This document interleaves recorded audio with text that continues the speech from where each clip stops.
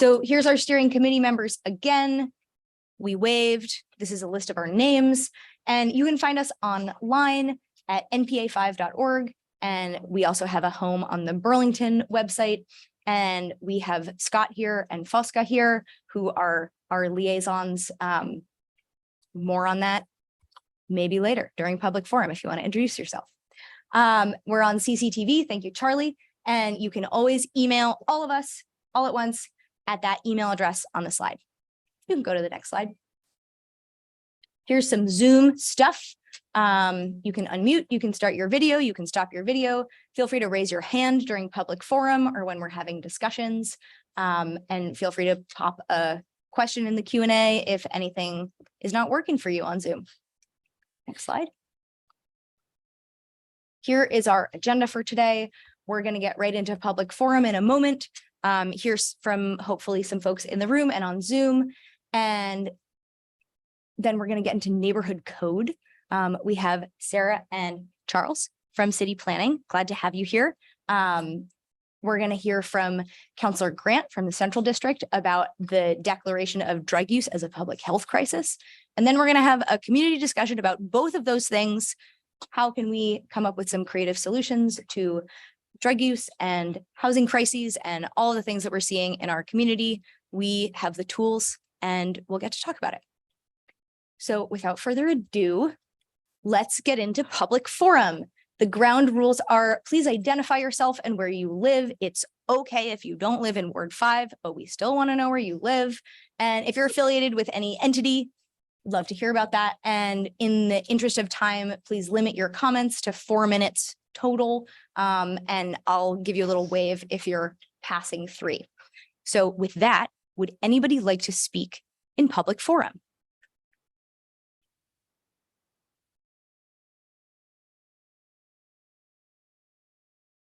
Anyone online? We have somebody here. Oh, great. Go for it.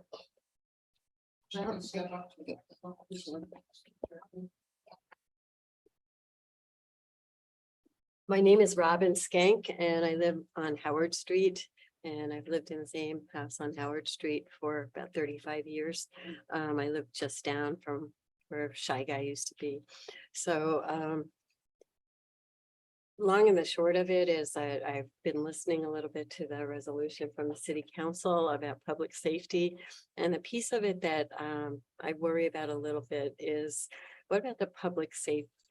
It's a huge national issue, but what about the public safety of the folks that are substance abuse addicted?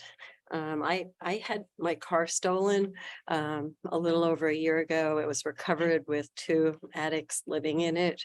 I was informed by the court system that they had committed many other crimes. They were in the commission of a crime when they were found. They were released immediately because it wasn't a crime against a person. I was updated regularly by the courts.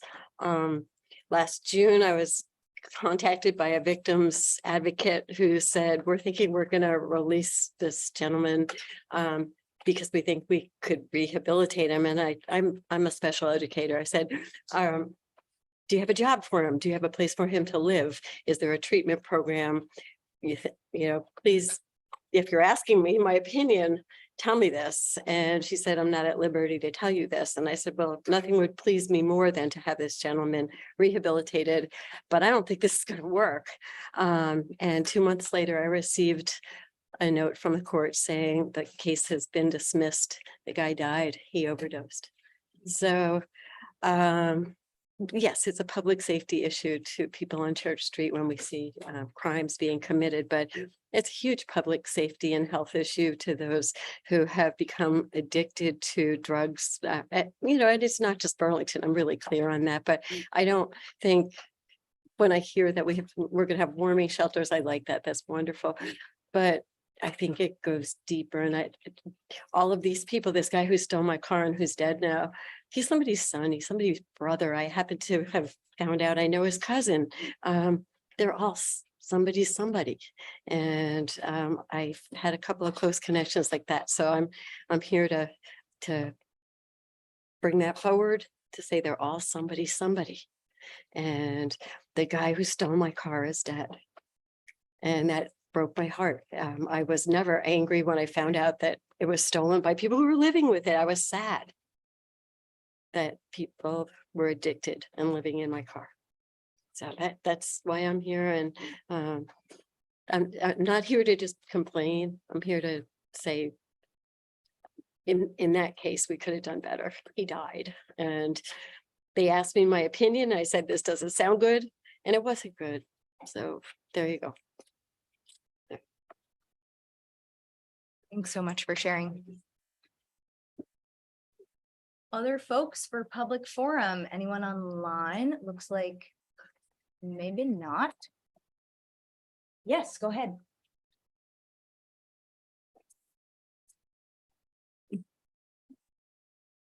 Hi, my name is sorry. My name is Richard Gleish. I've been living on Ferguson Avenue with my family for over the past 25 years. I love living in Burlington. I consider myself a very engaged citizen. I love the community. I love them.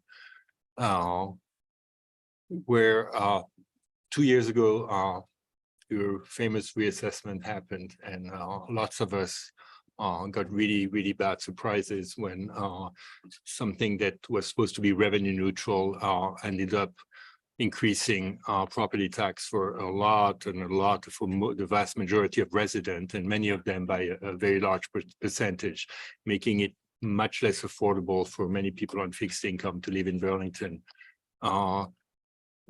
At the same time, commercial property owners saw their overall tax bill reduced by a substantial amount, just because the mechanism that assess residential properties on their market value and commercial property on the business's income. And this being in the middle of COVID, most businesses downtown being hospitality and office buildings, and some retail stores, of course, their numbers were so low.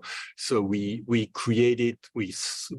enshrined those rates for the foreseeable future based on a situation that was anything but normal and average. The net result, and was very well documented by 7 days at a time, and I went into the city budget, tried to run numbers, was that basically every year there's about $2 million that are overpaid by residential taxpayers that goes direct, that reduces the amount paid by commercial property owners. Just so we pay an extra $2 million before the city sees an extra penny of our tax, of our income tax. The city could easily fix that by adjusting rates to commercial and residential taxpayers, to bring back the proportion of the tax base to what it was pre-COVID, because we can all agree that businesses are back in business and doing really quite well in Burlington. So all that to say that I don't think any of that is happening. I'm still paying a lot of taxes. And I did one thing that last year that I never, ever thought possible I would ever do. And I voted against the school budget. And it had nothing to do with the school budget, but at that point I decided that I was not going to support any increase of my tax rate until this issue was resolved, and until that we bring some justice that brings the commercial property owners back into the fold and pay their fair share of our tax base. We are losing part of our populations, the low-income people, the seniors, people on fixed income, because for no fault on their own, they haven't moved, nothing, just by being property owners or renters, for the matter of fact, they cannot afford living in Burlington anymore. And I don't think it's a good calculation for the city on the long run, and it needs to be addressed. And the future, the other thing is, if anything, revenue neutral should be separated. Revenue neutral for residential owners, revenue neutral for property owners. I mean, the city was asleep at the wheel when it happened. We applied a mechanism automatically without looking at consequences, because we're in a special situation. And now we're in that situation. Thank you. Thank you. Go ahead. Actually, I have a question for you. Yeah. You know that the mayor has appointed, I think subject to the city council, a new city assessor. So who's gonna start any day now, depending on the city council votes on it. If it is a new city assessor, it might be a good time for you to talk to them first. Thank you.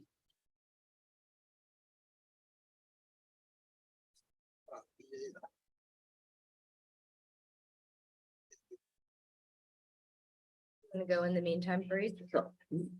I just want to make an announcement. Oh, yeah. I was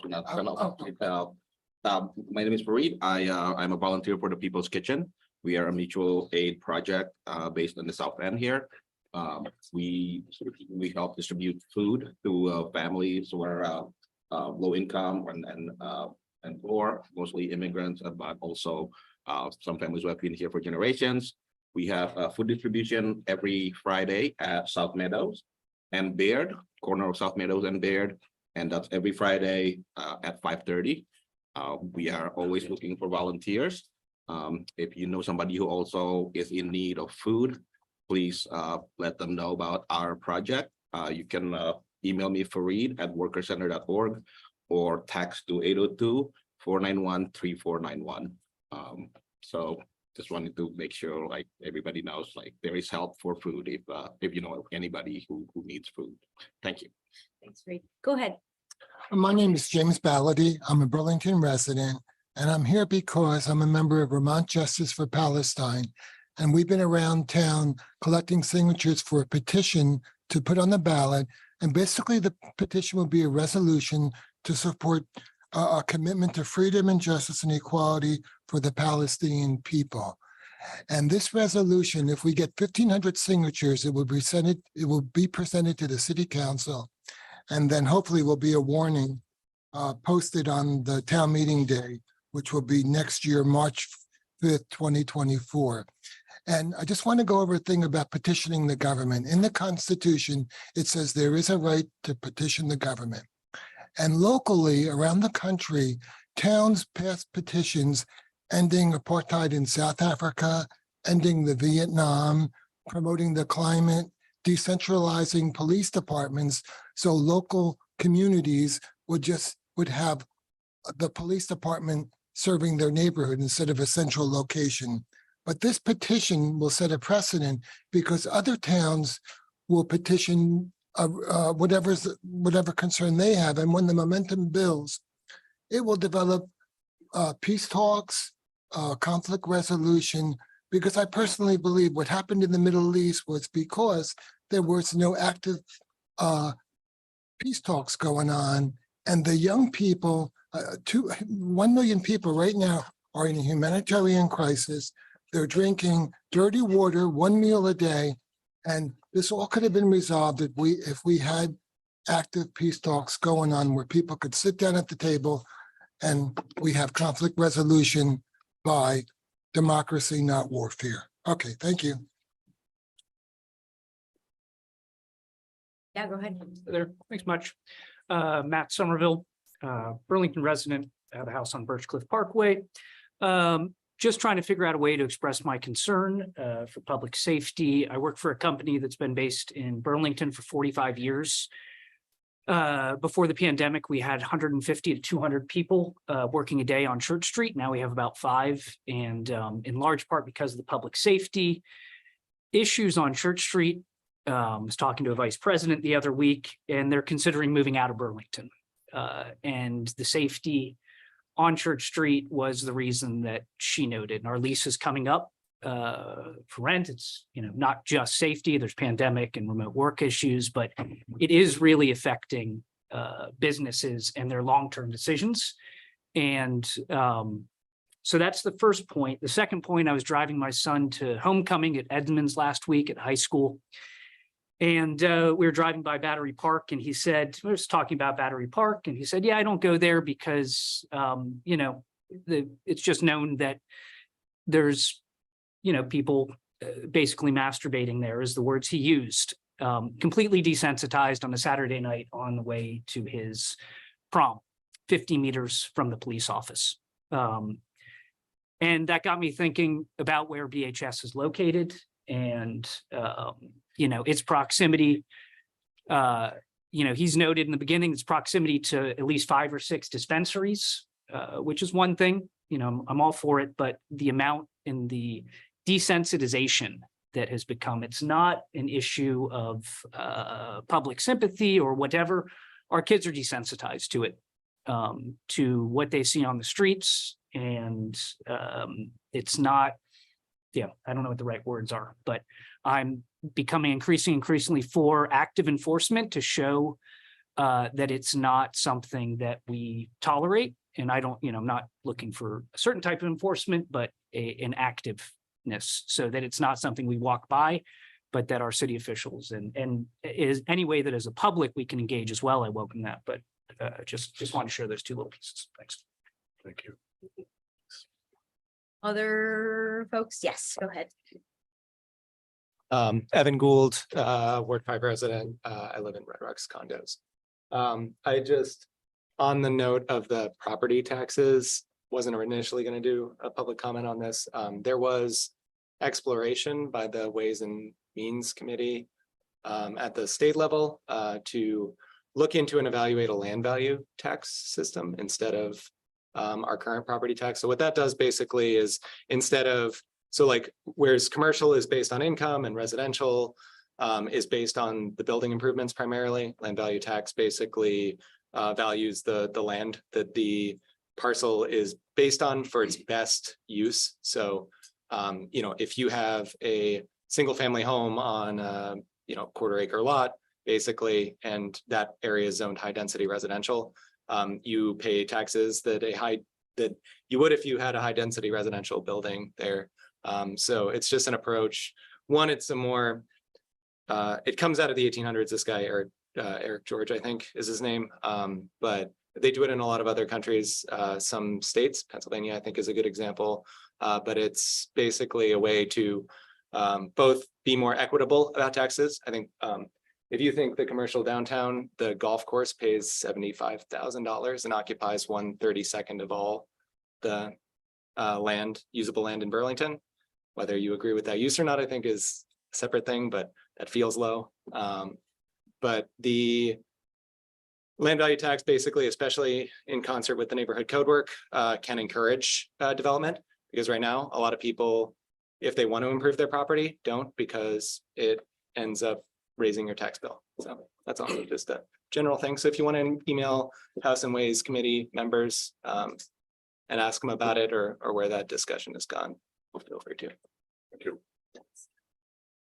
Right, folks. Vibrant public forum. Anyone else?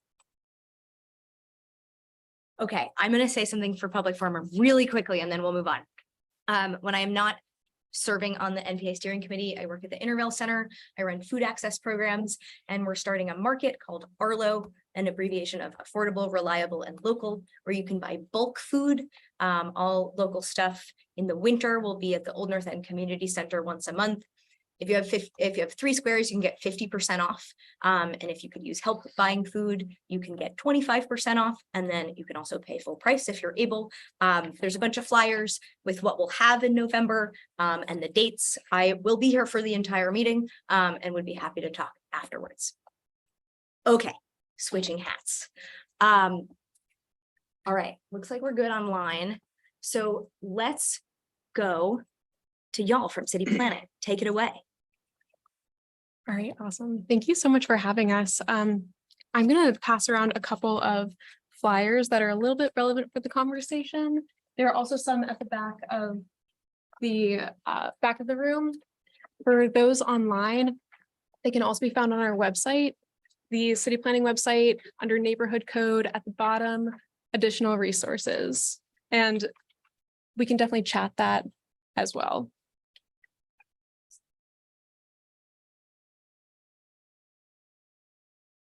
All right.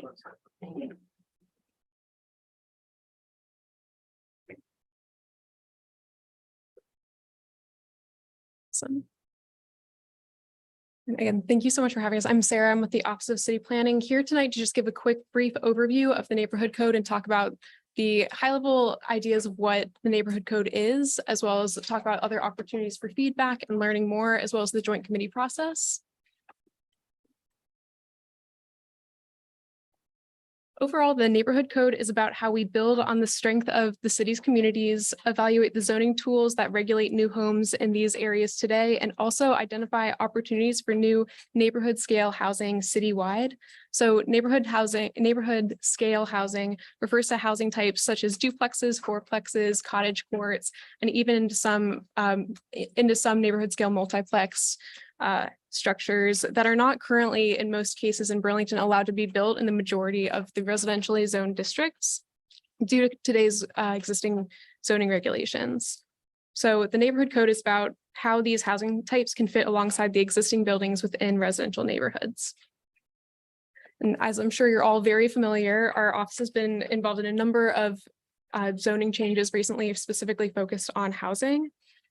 And these changes proposed in the neighborhood code hope to implement the citywide comprehensive plan to kind of really look at how we're using and will use in the future the city's land, limited land area.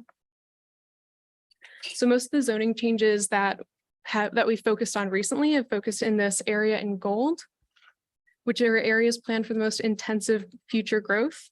However, not all of these areas will accommodate housing necessarily. They include public school sites and areas that are zoned for non-residential uses. But an area that we are planning to look at is this area in blue to the right, acknowledging that downtown in this gold is only 4% of the city. And through the neighborhood code, hoping to really explore how we can look at infill housing in the existing residential neighborhoods. And while we have successfully in the last decade added 1,300 new homes across the city, they've mainly been larger apartments in these gold areas. So the neighborhood code is about how these areas in blue that make up 40% of the city's residential, or that make up 40% of the city's area, how they can allow for more of these neighborhood scale housing types.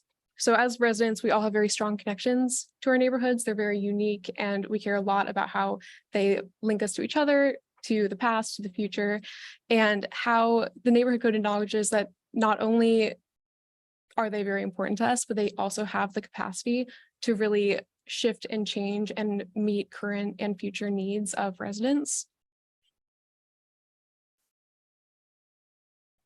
So we can all acknowledge that with these, there are a lot of opportunities for missing middle housing types to improve the existing conditions and provide neighborhood scale solutions.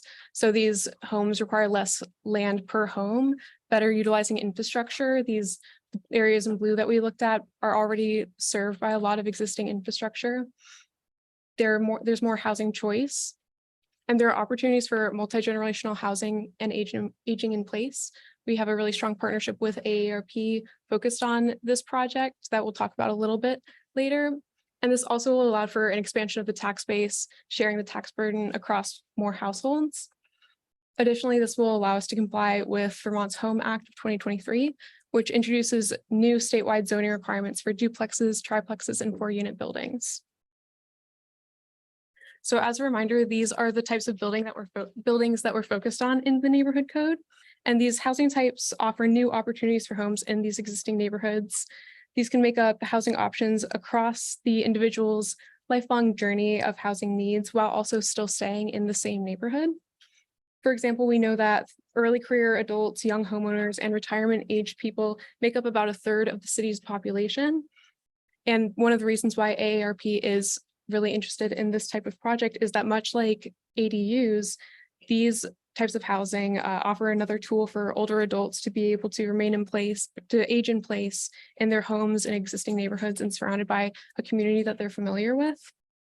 And also have options for potentially lower maintenance housing costs.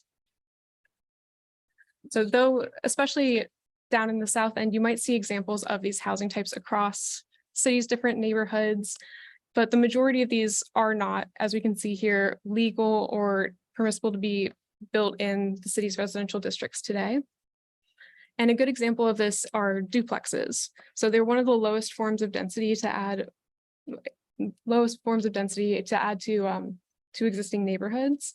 But despite policies that have long allowed them in theory, many of the lots in the city don't allow actually in practice for you to build one.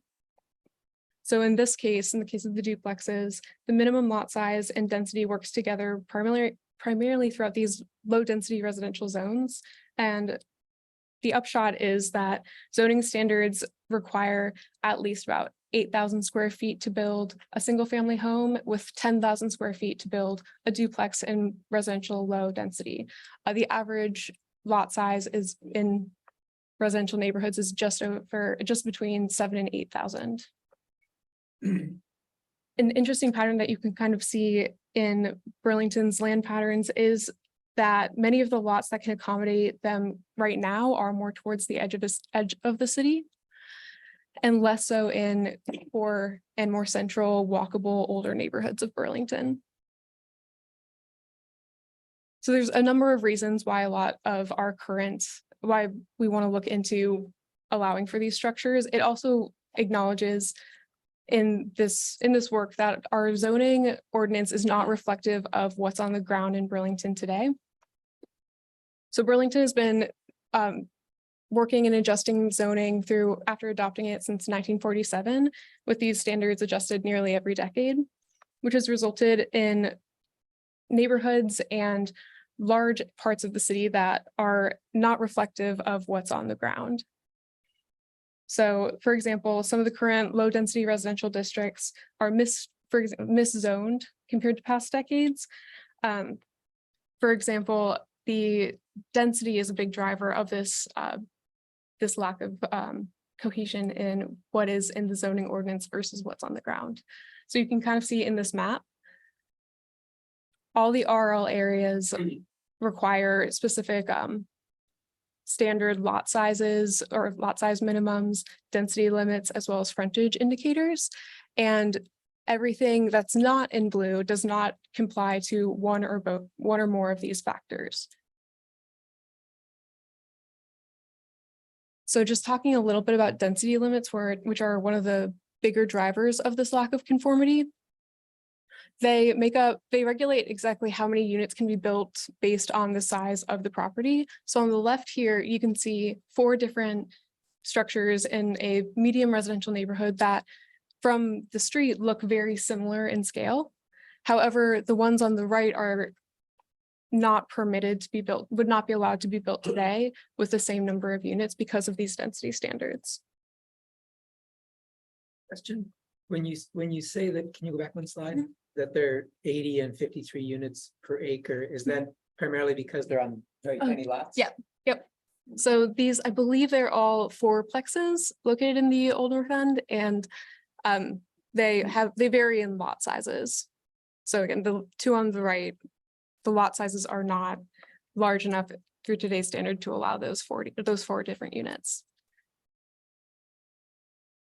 So another example is this cottage court that has been rendered on a property in the Old North End. And this is one of the renderings that's on the back of the handouts that also discusses some of the opportunities and barriers for this. So this could allow for 5 additional single family homes, owner or rental, with ample open space and off-street parking opportunities. However, one of the reasons and one of the barriers that this couldn't be built today is that our residential zones, low density, do not allow for multiple freestanding units on the same lot, or they also don't allow for small lot subdivisions.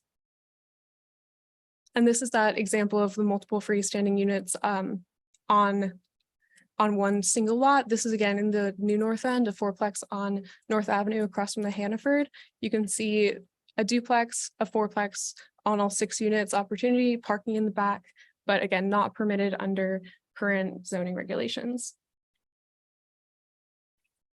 So like we looked at just earlier, this is what would be allowed to be built today. And this is a little bit about what we're aiming towards. We're aiming to readjust our zoning standards to not only reflect what's on the ground today, but also see if we can move away from density and instead look towards intensity through different standards. And this is a little bit what that would look like throughout the city. You can see instead of primarily single family homes, allowing for new missing middle housing types and more intensity around major corridors. So these are some of the recommendations that we're looking at and discussing during our joint committee. One of the four proposals is regulating building mass instead of building density, focusing more on building footprint, height, and the number of stories guiding the overall building mass, allowing for smaller lot sizes, having smaller rear setbacks, and also higher lot coverage. This would inform the building location and overall development intensity. We would also enable smaller lots and flexible subdivision, which would allow for greater utilization of existing lots and creation of desired housing types. And these last two are really focused on having creative ways for home ownership in addition to the existing parcels today. And lastly, the creation of cottage courts that we looked at earlier in townhomes with more variety in housing types, shared land cost, and potential ownership models.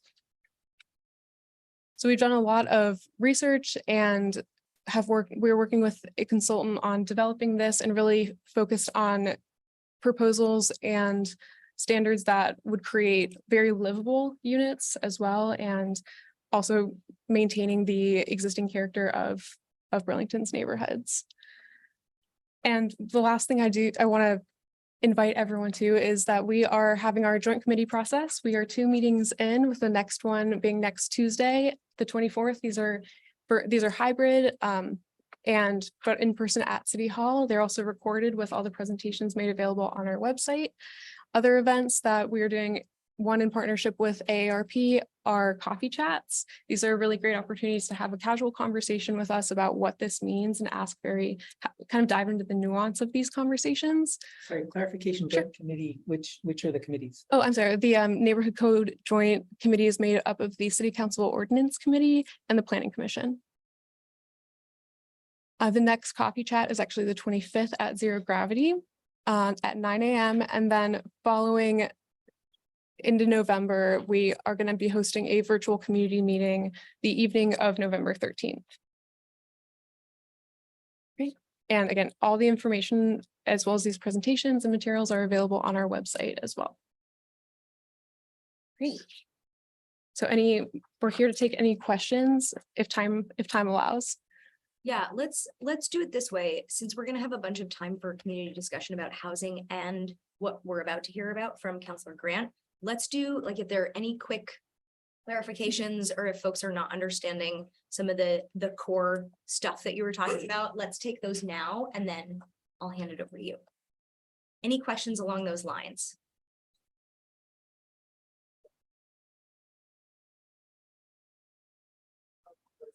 Yeah. Follow-up conversation will be about. We're gonna have a conversation and I think probably 20 or 30 minutes of open time for a discussion about the need for housing and addressing the drug crisis in Burlington.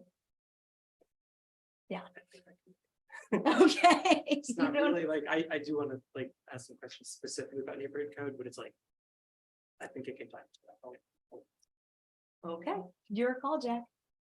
All right. I mean, if you want to do some neighborhood code questions first, I'm okay. I'm the only one. Yeah, you want to come use this mic? I have a question as well, but it's just a short one. Why don't you go? While Jack is coming up, I will just say that, and Councilor Shannon's here, she is on the Joint Neighborhood Code Committee, who had some really great questions about this study at the most recent meeting, and those are all recorded. You can find that on Town Meeting TV. The next meeting is really focused on addressing those questions and comments. So if you leave this meeting with your own questions, I'd urge you to watch that video, at least portions of it toward the end. And yeah, please pay attention. We're going to be doing, Sarah mostly is doing the NPA rounds. So if you want to attend some of those meetings as well to keep up to date, please do. Also, Ben Travers, the other counselor from here, is actually online though. Oh. Yes. Hi, Ben. He's there.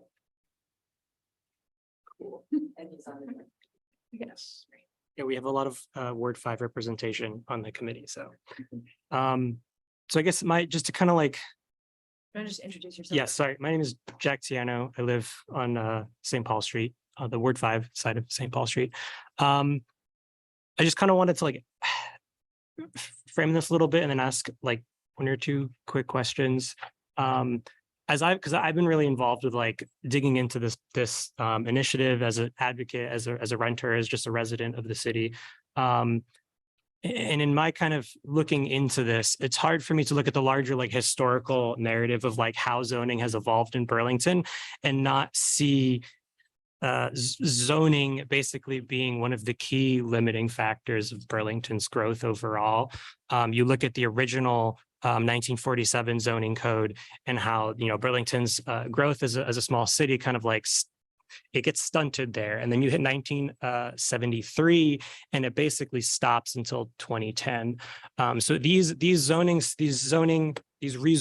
initiatives tend to, especially in the past, in the history of like kind of suburban development of cities trying to like grab a hold of urban development and make sense of it. It takes this kind of natural evolution of a city and then like freezes it in place. It's like this moment of trying to grab lightning in a bottle and keep the city exactly how it is and not let it grow. And I think we're looking at right now the consequences of, you know, 80 years of that kind of mentality. And so as this is open right now, and we're kind of talking about this, I know that this is specifically around enabling a certain type of building form, which is this missing middle housing.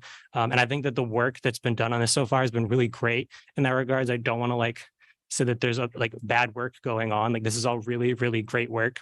But what my kind of concern is around if that's what we should be doing in terms of like to meet the moment that we're at in terms of housing in the city and the city overall. I mean, it took 12 years of a very focused administration on getting our city budget back in place.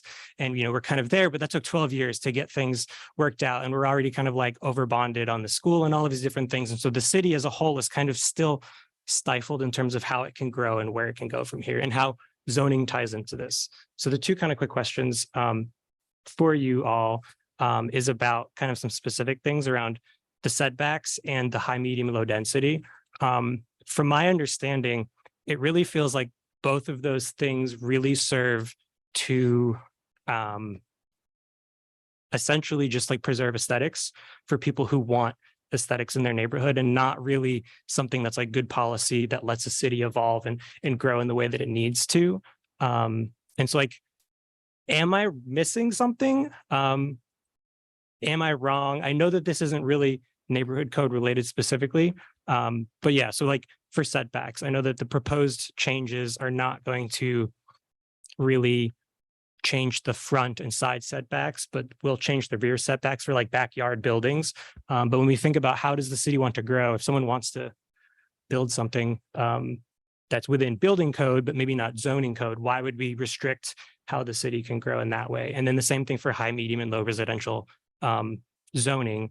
Why do we need different density, not even density, but why do we need different intensities at the zoning level? If we, you know, consolidated all of those today, we'd end up with the same city. It would just be now that any part that needs to grow can grow in the way that it, you know, naturally would grow. So I guess those are my two questions. Like, do those two things do anything other than aesthetics? Yeah, sure. I can start with an answer and Sarah can add. So first on setbacks. So today, I know that the rear setback is often a big challenge for people. It's 25% of a lot's depth. So if your lot is 100 feet deep, your rear setback is required to be 25 feet. And that might work perfectly fine in some neighborhoods in the New North End particularly, but really doesn't work in much of the rest of the city, particularly the areas where demand is really high in the Old North End, South End, close to downtown. Side setbacks, given that the neighborhood code is proposing to reduce allowable lot widths, those setbacks really do need to be held in place to, let's say, just guarantee building separation. I mean, the building code, which is separate from the zoning code. So the building code is a state adopted building code that all development has to conform to. That will require a minimum separation between buildings, and that's mostly related to the fire code and safety. So that's one reason why side setbacks are staying in place. Preserving character, I think, is part of it, but it's also not, because the neighborhood code is also introducing things like row houses and townhouses, where ostensibly your side setback will be 0. In those situations, those are very narrow lots. There are some row houses all over town, really, but downtown at the corner of Union and College. Is that it? Yes, Union College, right down the hill from the YMCA. There's some really fantastic historic row houses, and those are, side by side. And so that's what the neighborhood code would allow in a lot of places. Cottage courts are another housing type where buildings can be, multiple homes can be located, small homes can be located on a single lot. And in those cases, they may be located closer to each other than, side setbacks otherwise would. It's a balance. I mean, we have to also acknowledge that people have purchased homes in neighborhoods and expected a certain kind of character or like, as someone who doesn't own a home, as someone who's a renter, someone who's like being forced out of the city, like actively, do we have to respect people's aesthetic preferences? Like, I think that people own a plot of land, they're entitled to do what they want to do with that plot of land. And like, when we enforce we enforce their aesthetics on an entire neighborhood or an entire district, like, is that something that we should be doing with zoning? Should zoning be used as that kind of It's tool? a good question. And I think this is a question we also heard at the neighborhood code committee. And I think it's going to be part of the ongoing discussion. And thank you, Jack, for raising this question. It is important. I think it's also important to acknowledge that the neighborhood code is a big step in the city's housing policy, and that there's also additional area planning that has to be done. There's a new North End plan that's going to be coming down the road, and that may look at specific changes to the new North End and how these changes might be adapted for that neighborhood. Sarah, I don't know if you had anything to add. I just do want to, based on that, and Jack, I know that you saw some of these maps on Tuesday, but I do want to say, just acknowledging the feeling of like the city kind of becoming more stagnant in the 1970s. It was at a time when density was first adopted as a concept for regulation. And one of the reasons why we are looking so much into adjusting that and removing density as that measure. I do want to just kind of show opportunities for how the cities are going to be changing. Or let's see. So right now, you can see on the screen, we have allowing for duplexes in residential neighborhoods. You can see this massive change allowing for these types of housing types. If we were to only follow Act 47, it would really not do much for adding fourplexes into these residential neighborhoods. But through this, we will allow for every lot over 3,500 square feet to have at least 4 units on it, which is a major adjustment. We're also allowing for easier pathways for small lot subdivisions to allow for small lots to have 4 units on them, allowing for cottage courts on these mid-sized lots. And as you can see, they're very much more on those boundaries of the city, however, allowing for townhouses on corridors and near these mixed use districts. So in terms of trying to understand like what you mean by like the aesthetics of it, but at least the general allowance for housing types will definitely change across the city regardless of what that zoning district is. So I hope that kind of clarified it a little bit. Maybe Jack, if and you can follow up with me about this. Is it mostly the side setback that you're concerned about, or front setback as well? Or I mean, my main concern is that it's still it's too opinionated and it doesn't allow the city to grow in the way that it might want to naturally. I think an example would be like if someone had 1,000 square foot lot that they managed to figure out a way to build something that was livable, that someone would buy or move into and met all of the building codes, but like zoning said that there's not enough room for setbacks. Yeah. Why would we do that? If building code is already telling you that there's some amount of distance that needs to happen between buildings, why duplicate that in zoning so that if we made changes to the building code, we then have to come back and change the zoning. So it's like, Right. how do we simplify this and get to this? And again, I want to say that I really do love all of the work that's been done here. I know that this isn't really the task, but just like in a setting where we're talking about zoning, Yeah. where zoning's on the table to just kind of raise some of these things, whether that's addressed here or is like something that we as a community can learn a little bit more about and say, okay, when we get this done and we have these building types, you know, legalized, what's the next step? How do we keep going? So just to say, I'm not saying they're doing a bad job. There's more that we can do. And I wanted to ask some questions. So. Definitely. Thank you. And with this, it's really, really readjusting what tools are used to regulate housing. So it does come with like a heavy amount of nuance and does require a lot of these types of conversations and just clarifications too. And I just want to say that Councillor Shannon and also Councillor Travers, if you want to like, feel free to add anything if at any point you feel inclined. No, I think we're all, we're all learning this actually about the same time as everybody in this room. So it's a lot to digest and it's helpful to hear the conversation and what different viewpoints are. Thanks. I think just to echo some of Jack's sentiments, I'll reintroduce myself, Evan, Ward 5 resident. My biggest concern is the front setback, to be honest, and it's primarily like, right, the addition kind of the closest that I would consider to my neighborhood. A lot of the buildings are like very mid-lot oriented, and so because the current zoning code is basically like 5 feet of the 2 adjacent lots, even if you got rid of one, if you wanted to do like a cottage court or like other building types, I think it would be difficult with those unless you like alley loaded it or did something weird. So I understand the purpose of side setbacks and front setbacks and stuff. I would personally prefer to see kind of like a max. Like I'm not necessarily like 100% against the idea of them, but I think closer to like a max standard, kind of like we have had with like rear setbacks.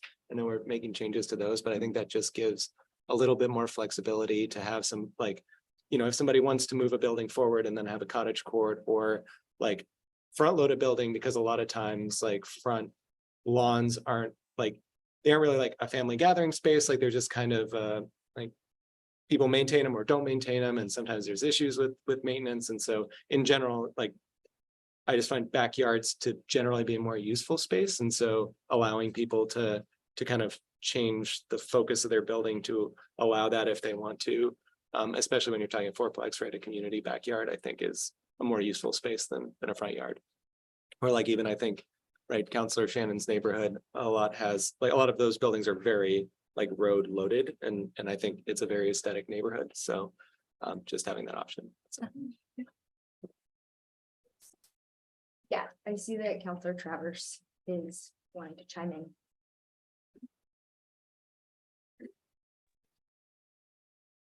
I think I was able to unmute myself. Can you hear me all right? Go for it. Okay, good. Thank you very much. Sorry I could not be there in person. Very much appreciate the presentation as always. I think planning has done an excellent job putting these presentations together. Sorry, can you hear me?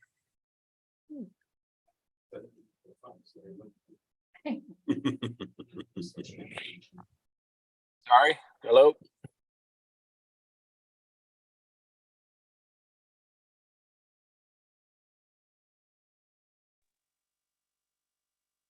I'm sorry, can folks in the room hear me or not?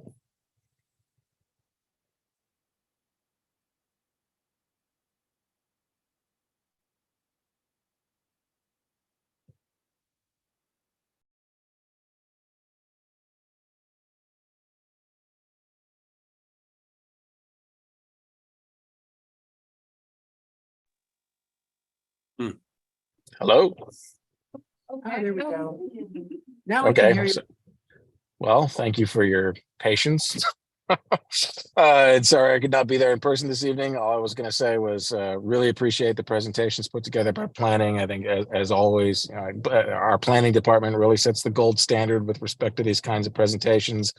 Really appreciate the public advocacy of folks like Jack and Evan and others during this process. It's been really valuable. As Councilor Shannon mentioned, we are still relatively early on in this process, but certainly welcome folks to join us. We still have a number of meetings as our joint committee, and then even after that, it's an item that will head to the full city council for consideration. So would welcome folks to participate. I suppose from my perspective, there's lots of nitty gritty that we're going to have to dive into in terms of issues that someone like Jack is raising here about lot size and setback and so on. But to me, the most substantive changes that are being considered here are going to be with respect to where we draw the boundaries as to what we consider to be our new zoning districts. I think, as was reflected in the presentation, in those areas that are currently zoned as light residential, think Five Sisters neighborhood, think the Addition neighborhood, think the Lakeside neighborhood, where you can currently on any lot build a duplex. The proposal put before us now is that there you would be able to build up to a 4-unit building. But as you get closer to the major transit corridors in the city, Pine Street, Shelburne Road here on the south end, Colchester Avenue, Main Street, North Avenue, you can think of where the major transit corridors are. There's a proposal that along those corridors that you would be able to build substantially more. This was outlined in the presentation you all just saw. And I think that is perhaps going to be, from my perspective, the most important part for the community to weigh in on. Because these areas that are currently, again, flagged as these light residential areas where you can only build up to a duplex could potentially, as proposed, if put in this corridor zone, have no limits other than lot size and density and setbacks and so on as to how many units you can build in the building. So it could potentially very much change the look of Burlington as you're driving into the city on Shelburne Road or driving into the city along Pine Street. And so as this continues, we'll very much appreciate feedback from neighbors on that particular issue, what the changes are potentially going to be along our corridors and the neighborhoods immediately behind them. So thanks for the opportunity to speak, and thanks again for the presentation. Thank you. All right, yes, and then we're gonna switch gears. Go for it, Jason. I am curious about the role of the fire department, and in particular the fire marshal in this process. Yes, the fire marshal is, believe it or not, always involved. So the fire marshal helps to, inform the city's adoption of the building code. So that is one way. Different building types are permitted under the building code, mostly according to what the fire marshal and the chief and the department are comfortable with. Wait, hang on. You said that very fast. Are comfortable with. Yes, and this is a national issue, right? Yes. So the international building code that the United States and Canada almost exclusively use, it's actually not that international, really does limit the type of residential buildings that can be constructed, especially when you look at other parts of the world, Latin America, Europe, Asia. Different types of residential buildings are permitted, especially ones that might not be permitted here. So that's one way. What does the fire marshal think about cottage courts? Well, I think the fire marshal's only real opinion on cottage courts have to do with guaranteeing that there is access to each of those individual units in the event of a fire. So let's say if there's 5 units built on a property, they need to make sure that they can get a fire truck deep enough into the property to provide fire service to those rear properties and any other kind of emergency service. So that's one. So it's really like driveway width and driveway surface sort of construction, just to make sure that a big heavy truck can drive on that surface. And Ladders as well. I thank you. That's good to hear some of the details. I'd like to put in a pitch to our counselors who are on this committee to work with the fire department as a partner, but not allow them to be a gatekeeper for these changes. They are one of many key community needs that need to be balanced, and they should not be allowed to have veto power over any other decision, which I have seen historically happen in a number of cases in the past, and we need to shift that dynamic. I don't know the current fire marshal. I tangled quite a bit with the previous one. I hope the new one is more of a partner to this kind of work rather than an approver, because it's bigger than just fire protection, as important as that is. Yes. I'll just say one of the other issues is sprinklering. Yep. And I'm not an expert on this. I don't want to say any more about that, but I'm hoping maybe the neighborhood code committee can address this at some point. Just, what are the rules regarding sprinklering these different housing types? Thank you. So I have a quick rhetorical question for the benefit of the room, which is, has the fire department considered getting smaller trucks? But. Well, Exactly. yeah. You don't Get have to- trucks for the streets, don't build streets for the trucks. Yeah. But anyway, Yes. All right, it seems like we are gonna have a robust discussion when it is actually the time for discussion. So very much looking forward to that. Thank you both so much. Hope you stick around, and I'm gonna turn it over to Counselor Grant to hear about what the city is doing about declaring the drug crisis I'll let you use the words that you want to use. Thank you. Yes. I'm actually here to do a little show and tell as well. For those who don't know my background, I after the incident with the Milley brothers, I kind of became activated. I joke with people and I say I was a slacktivist. It was a word a friend of mine used. I would vote, I would talk about issues, but I really didn't go out door knock for anything. And this really affected me. It affected my neighbors. It affected my kid who knew him, and they were friends with the Milley brothers. So it really changed the way I saw our city. I was like, wow, I knew we had some of these issues here, but now it really hit home in a way that it hadn't before. I applied to be on the committee to review policing policies. And then I applied to be on the police commission, which I served almost 3 years. And then I ran for city councilor. So here I am. Part of being on the police commission, I really believe that there was a lack of public engagement in the city with our police department, which led to some of the relationship issues that our police officers have with the public. And I think that's a big part of why so many officers left, the same way they left other cities and towns, the same way they left Vermont State Police, and the same way they've been leaving the profession across the country. I wanted to do more of the type of engagement that I did in terms of going out in the neighborhood as a police commissioner and talking to people about what they were seeing, what was going on in my district, which is wards 2 and 3.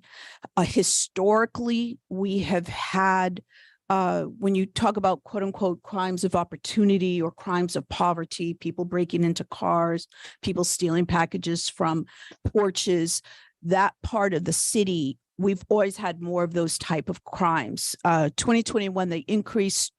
Spring of 2022, something was really dramatically happening. We saw a lot of increase in the bike thefts.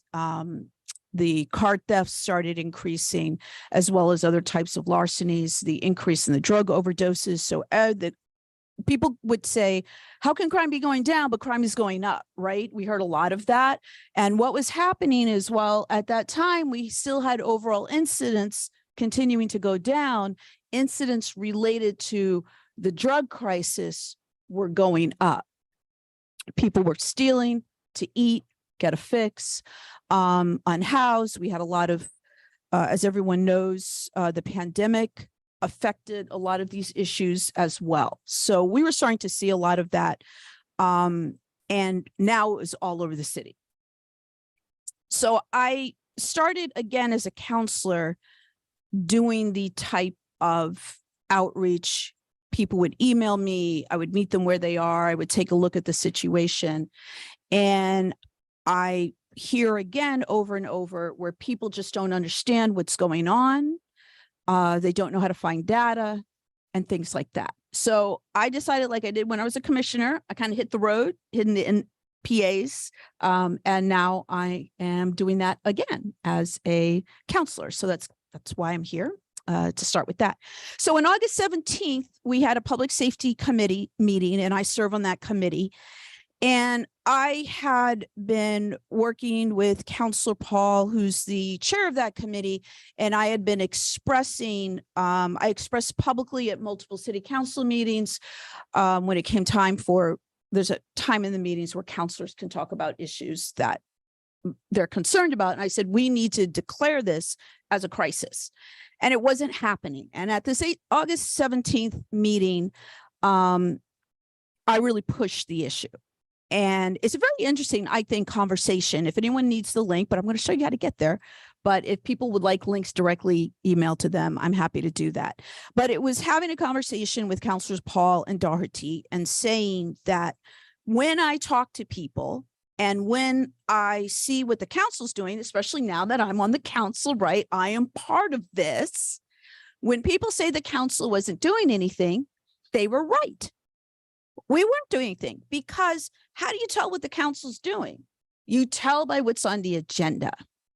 And by and large, except for when it came to approving certain things through the budget, like the new CARES program, which is going to be like the CAHOOTS model, modeled after the program in Eugene, Oregon. Otherwise, we weren't talking about it. It was not on our agenda. I also felt that we needed to lobby for ourselves in a way that we have not done before. We don't have anybody lobbying for us in Montpelier the way that we need them to do. There is opioid settlement money that is coming into the state of Vermont. Money's getting allocated towards some ideas, but allocated and actually being released into the neighborhoods, into the cities and towns that need it. That has been very, very slow. And I've had these conversations with the mayor about it. And there was even information that he had that he wasn't always sharing right away with the city council. I'm like, okay, you're mad at me because I said A, because you say I don't know B, but you haven't told me. And that's a problem. So it was about how do we increase the communication. There'll be some public forums coming up. These forums will be to talk about what's going on. Now, my vision of the forums was for people to tell their stories. Everyone's got stories. We heard earlier your story, which was very powerful about what is happening. And that's the type of story that the governor needs to hear, that legislatures need to hear, because we have to, what we are doing by and large is not working. We are doing some things that are helping a little bit, but we have to be willing to take new steps, try new things, track the data so that we know that the data will show us that these new options such as overdose prevention centers, something called drug checking, which is different from testing, just things that we don't have in Vermont, and we need legislature to change some things, and we need the governor willing to pass some legislation that did go through, but he vetoed it. The previous time we had, and the mayor's talked about this a lot, when we had the opioid epidemic years ago, we had Governor Shumlin, who was in fact very dedicated to that crisis. He devoted a state of a state address and says, this is our number one problem we got to get with this. He was open to trying new things, and we did try new things, and it helped. Now we have fentanyl, now we have xylazine, we have a variety of other mixtures of stimulants. So the ball game's kind of changed. So we need some new rules with regards to it. So we really need to get through to the governor. I hope people look out for the information on those forums, which will be happening in November. But I also want people to film themselves. I want people to record themselves, not just emails. They need to put a face to the crisis. This is how we, Burlingtonians, are being affected by what's happening in our area. Our businesses are suffering. Our businesses have business from tourists, but are seeing significant drops in business from Vermonters, from Burlingtonians, from people in Vermont. How many times have we all heard that people don't want to come to Burlington? And that's a very real thing. Outdoor Gear Exchange, which I consider to be the quintessential Vermont business, so crucial as an anchor store downtown. The fact that they are now going to be moving a significant part of their business over to Essex is extremely concerning. They told me they were down 30%, and they knew they were losing it from Vermonters. So it's of grave concern. And if we don't change something this winter, things are going to definitely get a hell of a lot worse before they get better. So that discussion led to working on a resolution, and the resolution would have specific goals. I think it's worth listening to the discussion and kind of see where you fall into it. I think that's an interesting thing to critique. I think we all need to be more involved than we have been. We do a lot of complaining, but we need to be more active. One of the meetings was almost 4 hours long. What are we putting in this resolution? Fighting for a balance. There was a law enforcement side, and there's a harm reduction side. We are funding very heavily our police department. They've been given a lot of funds. We have new programs going into police department. We've been doing work on harm reduction, but we need to catch up. We have a thirst in our community, in our state, in our country for these drugs. So we have to address harm reduction in order to get people in recovery. And we're now dealing with drugs that is harder to recover from. So we talked about that. And then there was another meeting where there was another almost 2-hour discussion. And then we voted on the resolution. So the resolution has a focus on harm reduction, and has a focus on informing the community about what's going on, and has a focus on engaging people with regards to that. So I hope that you'll listen to some of these meetings, look at some of the documentation. And what we'd like to do right now is to go to the sites, because I am always finding out that people don't know how to get to city meetings. And one of the places we can start, thank you, is when you go to the City of Burlington's website and you go to the calendar, this is where you find, and the blue button that says Government Meetings Calendar. This is exactly where you go to find out when the city council's meeting, when various committees and commissions are meeting. You see right there, Ward 5 NPA under October 19th. Oh, by the way, the link to the agenda didn't work, just as a FYI. There you go. So this is telling you who's meeting, when they're meeting. And when you click on a link, so if we go to October, when was that meeting? October, go up to the last city council meeting. The 10th, was it the 10th? Yes, there it is, regular city council meeting. And you open that up and it's going to give you the Zoom link. If you can't attend, it'll tell you where it's happening, City Hall, Conto's Auditorium. If you can't attend, you have your Zoom link. And then you have your link to the agenda. The city used to use something called board docs. And now we're using something called Civic Clerk. Civic Clerk is much better than board docs, but when you're learning anything new, you've got to kind of play around with it till you're used to searching for it. So then if you could click on the regular city council meeting.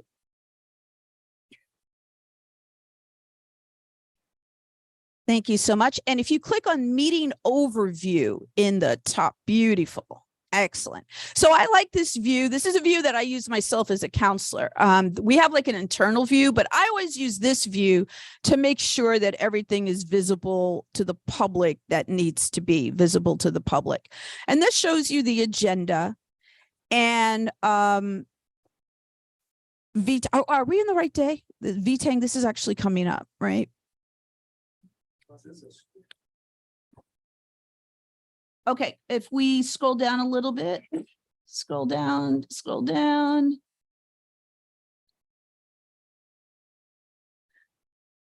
So these are things that are discussed. These have attachments of information. And I just want to get to the fire department information. This says the 10th, but doesn't this look, Joan, does this look like the, were they? Okay. There's a big consent. There's a big consent. The consent agenda is essentially things that we don't talk about. We just vote to approve it all at the same time.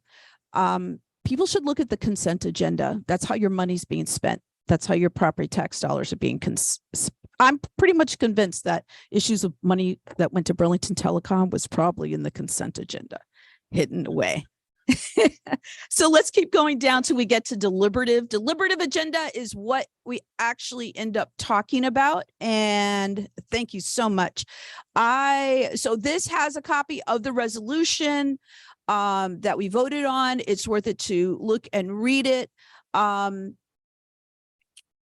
And you'll see there's a lot of blood, sweat, and tears over this. So I really would like to hear your feedback on it. Definitely give feedback to your city councilors for this area. And then if we could go back, and I'd want to find the documentation from the fire department. Yes, the community response team. Thank you. So the fire department, they're amazing. Within 3 weeks of having a discussion about how they can more efficiently respond to the overdoses, the number of overdoses, it's all day, every day. It's horrendous. They had an idea about stocking a truck, having an EMT and a firefighter, and patrolling the city. Chief LaChance, the fire department chief, he did a heat map. I just about cried. I love data. And he did a heat map that was tracking the overdoses that were occurring in the city and what times and what locations they were most likely to occur. So that's what this team is going to be using in terms of staffing particular hours. Right now, their staffing is volunteer overtime.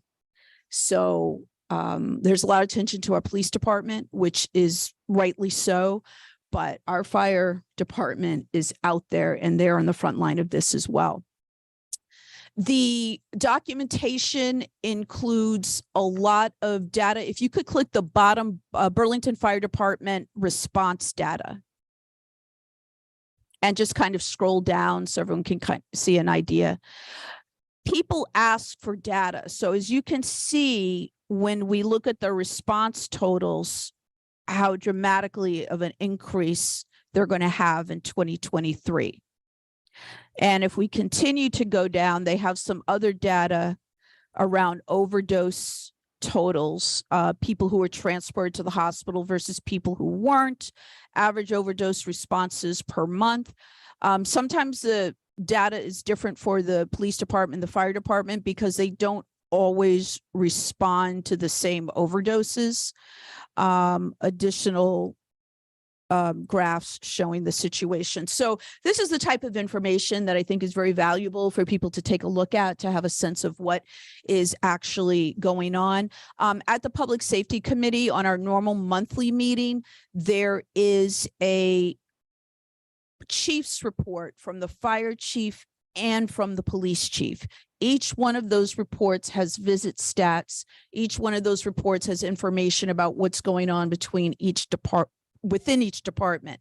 The police report, chief's report, has a lot of information with regards to where we're at with staffing. And that's a very common question that people ask a lot. Where are we with staffing? It's going to tell you how many we have, how many administrators, how many are certain positions, and then how many are training, and getting down to how many are actually available to be on the street. And it also shows their, oh yeah, there's that heat map. I love it. I love data because we can't be successful without data. Because even with these new initiatives that we're trying, if we're not tracking how successful they are, we won't know if the money that we're spending is well spent, so to speak. With the police chief's report, it will also have a reminder of what the priority response plan is, so that people know the different types of incidents that they are. They're assigned a certain level. If something's a level 1, that's the one that is supposed to get a response. But sometimes it does get stacked. It'll say how many incidents are getting stacked. People ask that because it's a very common complaint. I called, they don't come. What's going on? They direct me online, but I don't get any response online. So what we had the last police commission meeting, which is something that I do recommend that anyone who cares about public safety should be watching the police commission meeting, should be trying to watch the public safety committee meeting. They're both really important. But talking about the online incident reports, they have a backlog. They have a backlog, and they're finally saying that publicly. They have the backlog, but it's still worth it for people to submit those reports. It's especially important if you've had something that's been stolen, because if it is found, that's really the only way to get it back. There are certain things that we are going to continue to have problems with that are not, police can't prevent, even if they were fully staffed.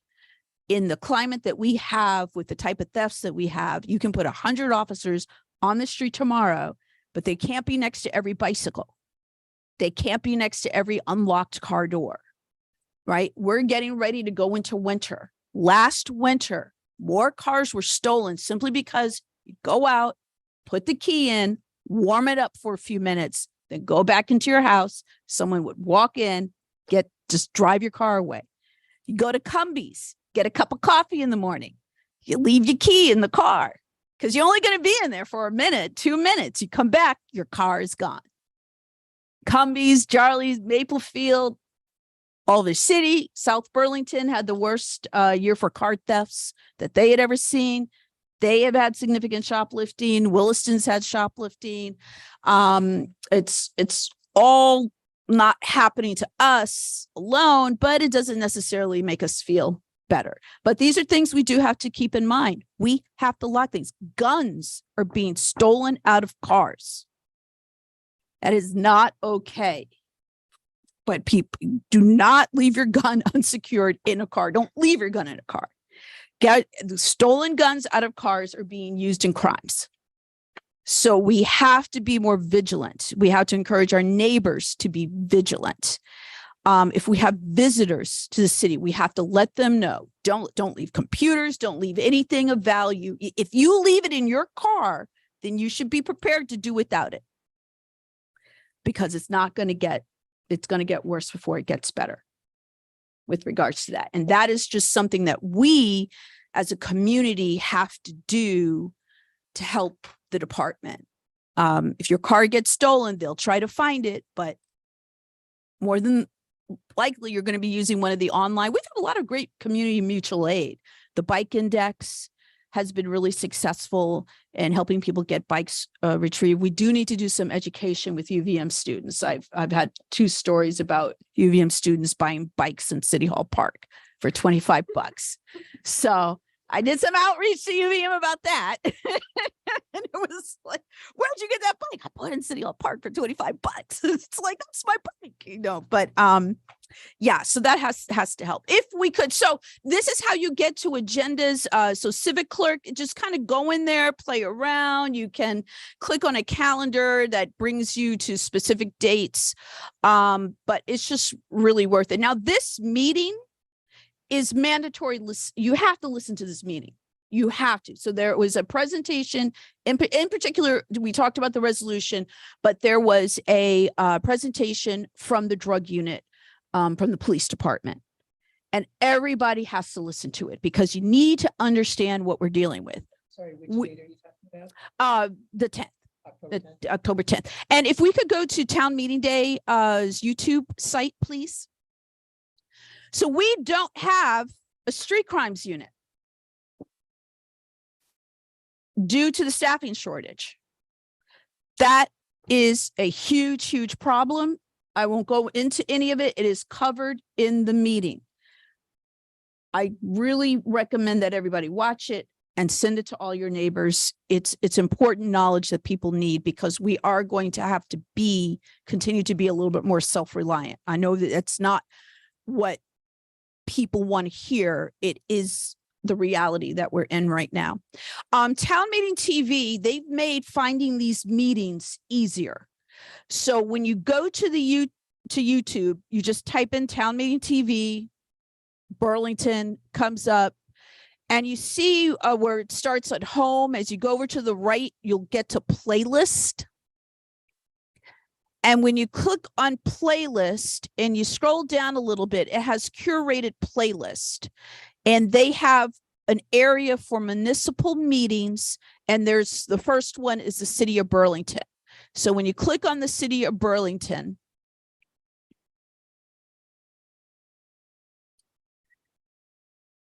on the right side, you will see the dates and the names of the various meetings. And usually the most recent ones are first. They're not always in exact date order, but just scrolling down, you can usually get to what you want. So you just find the city council meeting for the 10th, and you can just jump to that presentation from BPD. I think it's really very important. And I've been just encouraging as many people as I could to watch it because there's a lot of information about just the state of things in the city and the fact we don't have a street crimes unit, which is why we don't have street level enforcement. They are working on some pretty significant cases in terms of getting some pretty big stashes of drugs off the street. But in terms of what was being given to lower level dealers and what was being sold, but in terms of actual street level enforcement, we don't have it right now. We could say we want it. We don't have it right now. So that's a lot of information. Thank you so much for listening, and happy to answer any questions, any concerns. And if people need links to some of the other things that I was talking about, my contact information is megrant@burlingtonvt.gov, and all the city councilors, our contact information is on the city's website. Thank you so much. Thank you. So let's use this time. It's a little after 8:30. I know that we have all been here for a little while, and I think we should use this time to ask questions about what we just heard and have some discussion. If you're thinking about both what we just heard and what we heard a little bit about from city planning, feel free to share. And how about around 8:50, we try to wrap up, just because I'm sure people have things to do next morning, things to tend to this evening. Just want to respect everyone's time. And before we close the meeting, we're going to talk about just a quick preview of a resolution that our NPA is going to talk about next month. So stay till the end if you can manage it. But I want to open the floor to discussion. Go ahead. Hey, Matt Somerville again. I guess thanks again. Yep, love it. And the data that I'm most interested in is breaking apart our drug challenge from homeless issues from urban neglect. And I think it's looking into urban neglect now. Yeah. It's that intersection of those two. I had homeless people who were not using drugs living Yes. 50 meters from my house all last summer. And, you know, so it's a very different piece. And I actually want to know more about this population, where they're coming from, because I also believe, you know, one of the ways to find support is the people who support individual people. So if you're not from here and don't have a connection here, it's going to be harder to find that support that's going to be lasting. And so that's what I want to understand more about the population of people who are interacting with my son every day. My son and the kids at BHS, they have nicknames for the various folks around Church Street, not in a derogatory way necessarily, Right. but in order to identify people as safe and unsafe. And people they laugh about because they're proselytizing, and people who they avoid, and they identify them as individuals. And so I'd like actually to know better who the population are within our city. The drug issue does not bother me as much, frankly. If people are doing drugs in their homes, it's a very different issue than the drugs on the street. I mean, it's not that it doesn't bother me, but I just the decoupling of Right. the issues. And for me, as someone who's worked downtown for a decade, that's the issue that concerns me the most, because that's where the heart of the city is for me. But they don't expect answers, but those are the Yeah, points. no, that's great. And thank you for recognizing that not everyone who is unhoused has a substance use disorder. That to me has been one of the more frustrating.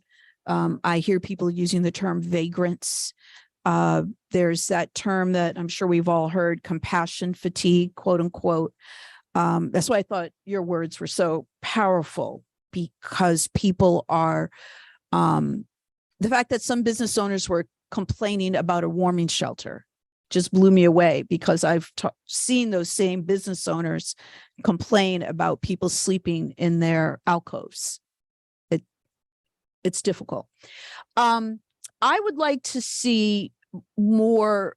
There is a little bit of a lack of a coordination with some of these numbers. We have people that are definitely working on both issues, and they're tracking numbers in a specific way. Sarah Russell, who, if you remind me, what is Sarah's title? Like the director of ending homelessness. Or something. It's a great title. Thank you. She's been doing a lot of great work. There were meetings once a week for a period of time, and now they're once a month. But when they were once a week, it was more urgent because it was right before. I refer to it as the first motel dump, because that's what happened to these people. They were dumped, and we knew we were going to see an increase in Burlington. There was no question. We knew it. And it was immediate. And that is why they walked back the next dump, because I feel that is literally the way they treated people. So a lot of the increase that we have seen is related to that, to people who were in the motel system, were kicked out of the motel system, and have not been able to get back into the and there's Brenda Siegel's been doing amazing work, working with people. Once you're out, it's harder to contact you. And if you're not getting contact, you're not getting notices that you need to respond to in order to try to get the housing again. I think there's a lot of misconceptions too about the motel program. People assume the same people that started going into the motel program are the same people that are still in it. People are cycling out. They are getting the help they need, and they are cycling out. It's just not as fast as we like, because we don't have those units. There were people who were ready to go, who had the vouchers, were waiting for units to open, and they were tossed out on the street. People with medical issues were tossed out. I don't remember what the numbers are. I can tell you that Sarah's very clear that most of the people who are unhoused in our community have Vermont roots and ties. There's this myth that because we offer the services that we do, we get all these people coming from out of state, and that we have some, but overwhelming numbers have Vermont ties. And I think what they're continuing to do is to work with the state. We have a lot of housing projects in the pipeline, but we don't get those up as much as we do. We have extraordinary rental rates.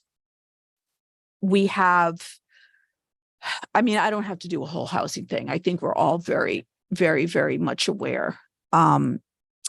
I was disappointed that the governor did not allow the state building on Cherry Street to be used as a shelter.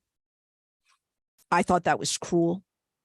And I think people are going to get very sick or possibly die this winter because we have a lot of people down on the bike path. And what you were saying about your son in Battery Park, in the walking path by Battery Park, there's a lot of activity in the garage next to the school. I've talked to the hotel down there, and they've been wanting more signage in the garage to remind, because they deal with so many visitors from out of town. They've had people come back to their cars, and people are asleep in their car. They've had motorcycles stolen, things like that. So there is a whole element working, a whole group of people working on the unhoused situation. If you'd like to email me, I can give you some information about Sarah and some of the numbers that they've been tracking. But her meeting includes not only people from different organizations in Burlington, but within Chittenden County and other parts of the states, people who work in libraries, members of the fire department. Sit right there. Okay. I'm just curious, more than curious. I would love to hear more about where we're going with the no boots on the ground. I know that we're totally understaffed. Everybody everywhere is understaffed. That it applies to the things you're talking about. I'm a runner, and I was running at 7:45 in the morning the other day, and there was a gentleman who was clearly under the influence of something with a hunting knife, talking to himself, pounding it into an electric pole as children were walking to Edmonds. Yeah. And so I called 911. To me, that sounded like an emergency. They transferred me to the Burlington police, and the dispatcher said to me, "I don't think that's illegal, ma'am, sorry." I said, "It's not on me. These little kids walking to school. This guy's got a hunting knife." And I don't know that Burlington Electric would have thought that that wasn't illegal. That's their property. I would have, Right. Right. So what are we doing? I know that we're understaffed, and I love I have I'm a little old white lady. I've been treated very nicely by the police in my time, and I know that that's a privilege that I've had. But what do we do, for things? What do we do when we have people running into people who, when there's clearly a danger, Yes, one of the and that's hard, right? Because if one of the things I like about the CSOs is that they can't do the same thing that a sworn officer can do, but a CSO has eyes. And if a CSO says that something is a problem, that is more likely to get an officer if they're available. The time of day issues and the availability for officers is a huge issue. I can't sugarcoat it.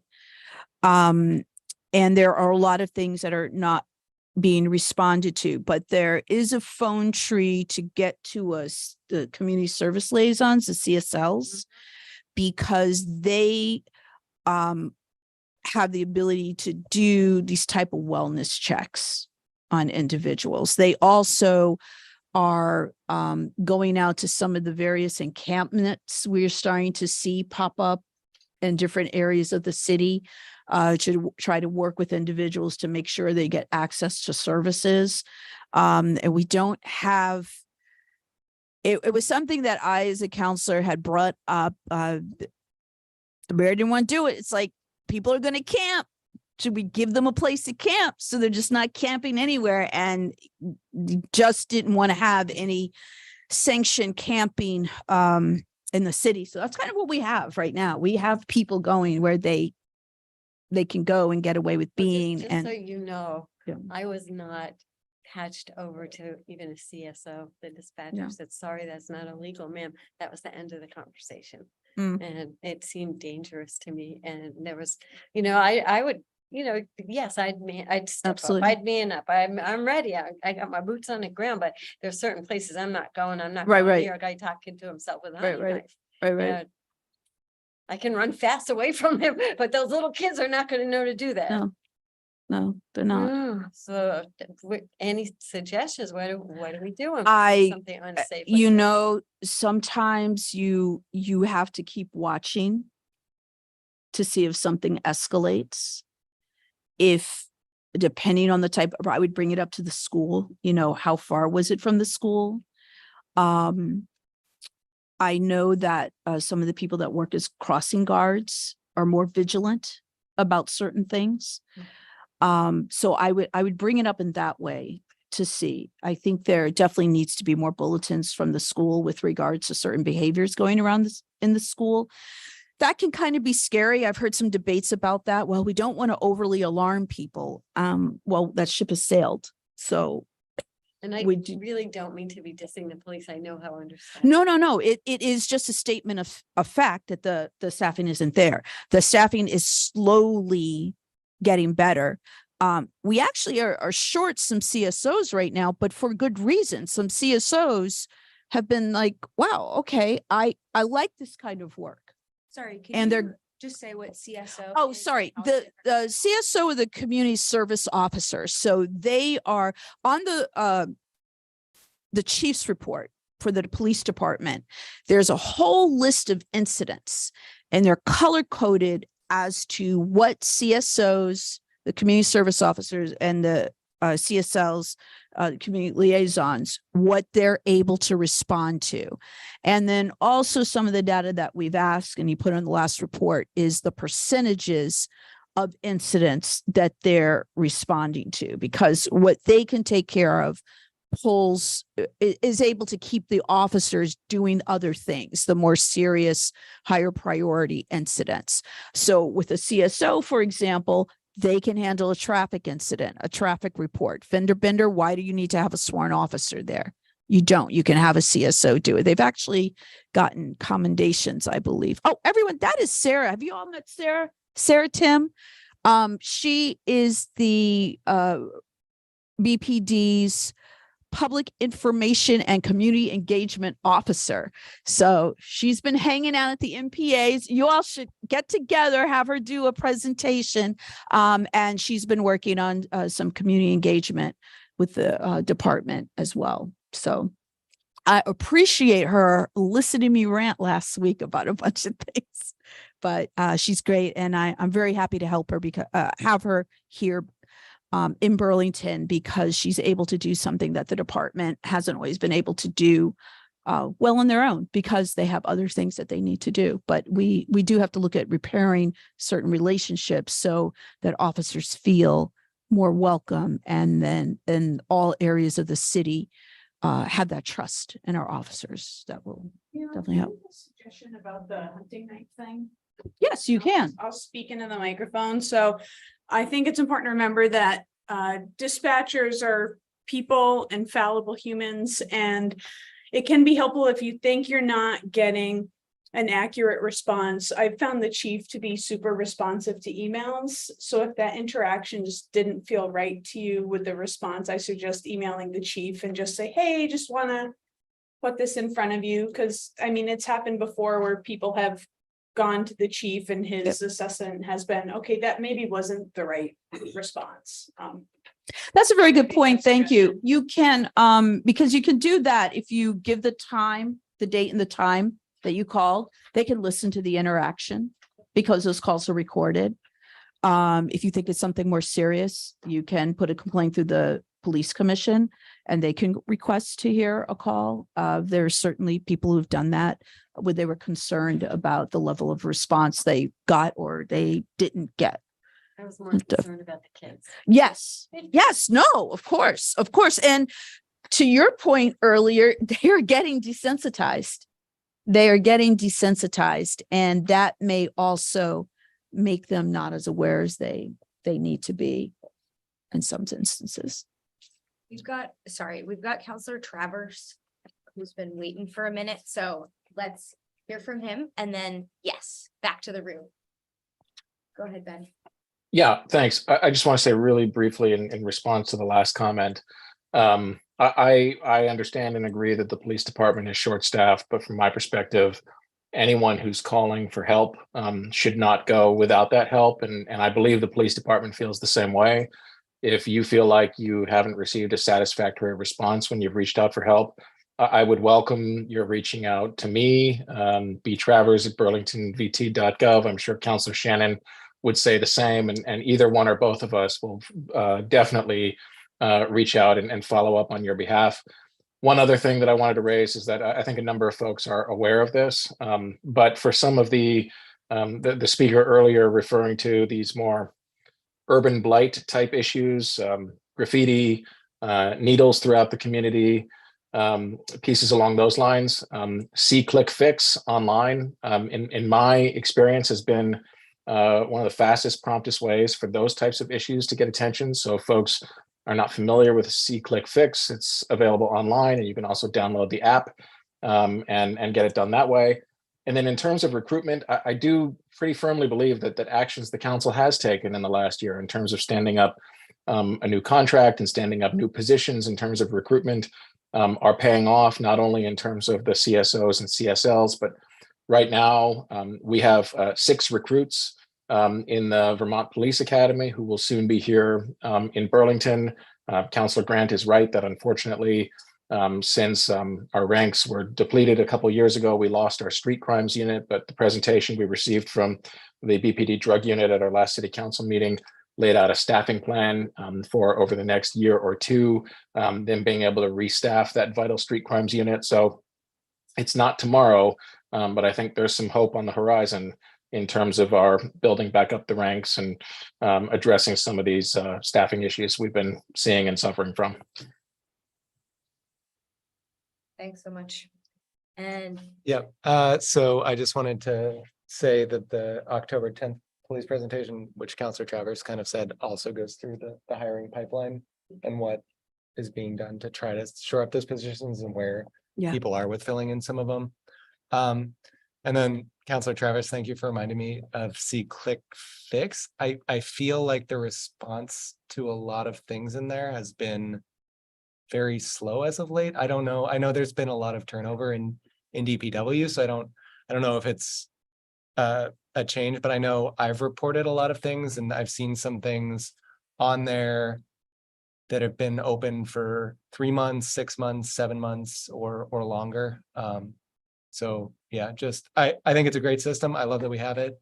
There are certain things, especially for needles, I think the response is pretty quick. Howard Center gets notified and then things get picked up very quickly. But for other things, it's definitely felt slower this last year. Yeah, right. Thank you. The Q&A here. I don't know if you can read it, but I can. Yeah. Okay. I don't know if you can hear me online. Anyone. Okay, perfect. Okay. So we had a question, how do we contact a community service officer if we encounter someone who is in trouble, a threat, or disruptive? It sounds like calling the police is not a helpful solution, so we're going to call these now fairly regular situations. So there's a phone tree when you call in, and I kind of want to have the phone tree as a project for the Public Safety Committee meeting, but you can listen to the prompts to get to the different positions that you have. If you don't have the number for the department, you just remember 911, just describe exactly what you're dealing with and ask for the position. we could do that. And then also the Howard Center street team as well. And we should probably have all those numbers posted somewhere on our site. I think that we have a lot of issues with the city's website itself because it's sometimes not easy to find the information. But that's a good question because I think we don't really have a comprehensive document like that on our city site, do we? Well, I mean, I think you call police department and then you get put into the voicemail. You get to put in, but I think You like, can't call, to be clear, you can't call a CSO directly. right, You have to get sorted. you have to through get that sorted system, through that system. dispatcher and- Yes. But I'm thinking that it might be helpful to the public for us to have posted somewhere on our site or under the police department's tab, numbers also for like the Howard Center and other things like that, because I don't think we have a comprehensive document with that that's posted anywhere. Sarah, I have a project for you. Thank you. Yeah, I just in terms of the state of where we are. We still only have, we were staffed at 105 police officers. When Brendan Del Pozo was here, we were pretty close to that. We may have hit 105 once and then, between 100 and 105 for a while. We were down, when COVID started. And we now only have 24 officers available for patrol, according to the chief's September report. So we have been between 20 and 26 officers available for patrol. So even though you hear we're having these successes in hiring, we also still have attrition. We also still have people leaving, and it's a very long pipeline. From the time you advertise a job in the police department, and we could not advertise a job in the police department until our numbers had hit 74. So the officers available for patrol is different than that total officer count. So the total officers right now, I think we're still below 60. But there, we have a detective unit, you have supervisors. So we really, that is to cover all the shifts, 24/7, 365. So our numbers are profoundly low. And as Councilor Grant said, we do also have CSOs and CSLs to fill in, but we're short on CSOs. We're short of all workers in the city. Our city attorney's department is extremely depleted. Fixing the frozen pipes that are going to come this winter, we need like 9 people and we have 2. So it isn't, we have a real worker shortage. And I think when we look around our community, we can see there are people in City Hall Park who used to be workers, and we are losing people. And, we need to get people help. We need to get people back on track. And Lee, I just want to say how much I appreciated your comments at Public Forum about your own journey. And we really need to help. I don't think our current permissiveness and tolerance of open injecting and all of the behaviors that we are seeing is doing anybody any favors. I think that people need help. And sometimes that help comes in the form of saying no and setting some boundaries.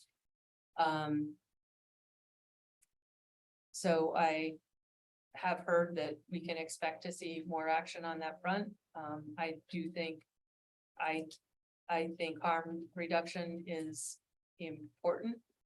I would say the pendulum has swung pretty far to that side, and we're not seeing a lot of enforcement. It's true the police can't prevent somebody from stealing your bike, but when your bike gets stolen, it would be really nice if there was a response to that. And when people are in trouble and there is somebody violent, that really is something that even under this short staffing situation, we should expect a response to somebody who is armed and dangerous. So yeah, if it comes to something like that, I know that Counselor Travers and I definitely want to hear about that, definitely want to try and correct that. I think it's sometimes hard. Dispatch doesn't, they're not seeing what you're seeing. And I know there have at times simply been a misunderstanding of what is being reported. And that's why it's important for those calls to dispatch to be reviewed and understand where's the disconnect here? Because your story, I think, to probably everybody in the room is like, yeah, that needs a police response. Even if we only have 2 on duty, Well, the so. 911 person knew that, sent it to the police, Burlington Police. The 911 person, like, immediately. Yeah, sent it to the I hear Burlington. you. It's, Mhm. I'll just say, it's Yeah. not right. It's- We need to do better, and if that's happening, we need to figure out why and correct it.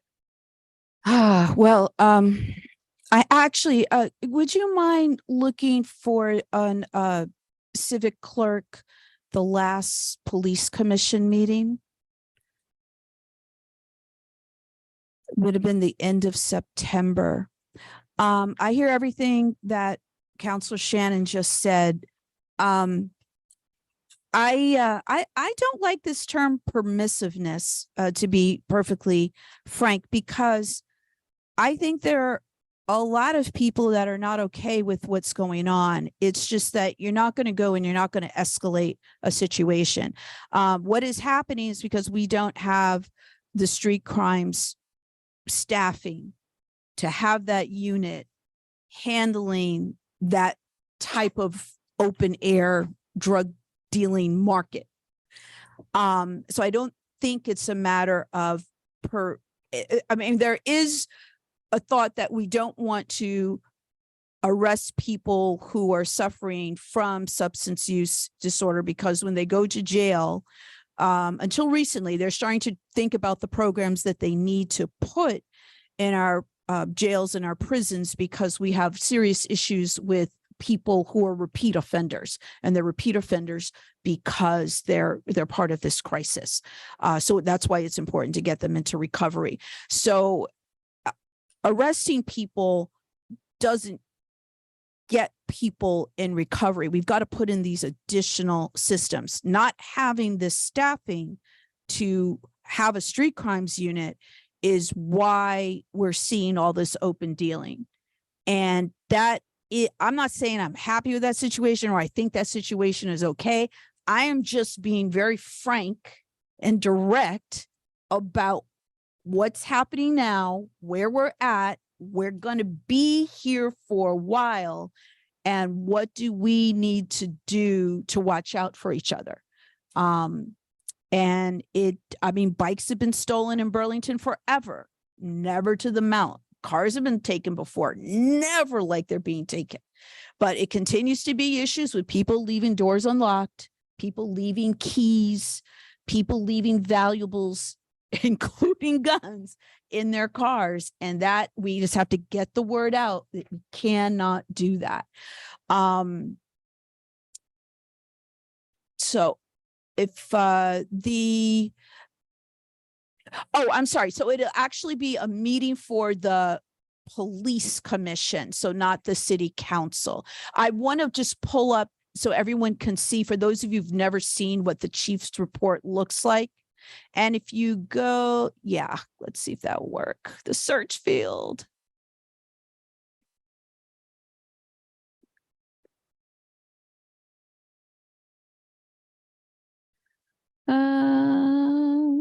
So while we're working on this, just want to acknowledge that we're a little after 9. So if you have to go, thank you so much for all of your time. And we're going to wrap up this meeting pretty shortly. Thank you all for sticking around. I would go back to the calendar.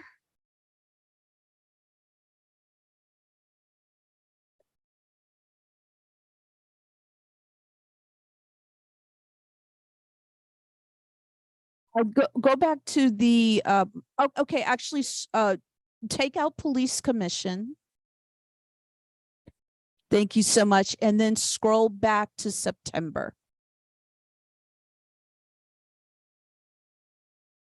Yeah, it takes a minute to load the past events and you can just keep scrolling back up. It does have like a slight delay. It's not you, it actually has a slight delay. And okay, actually slow down and go back to September 18th, a little, keep going down, September 26th. It's not showing. Close that and go back to the, from the city's website. Describe Great. what you're looking.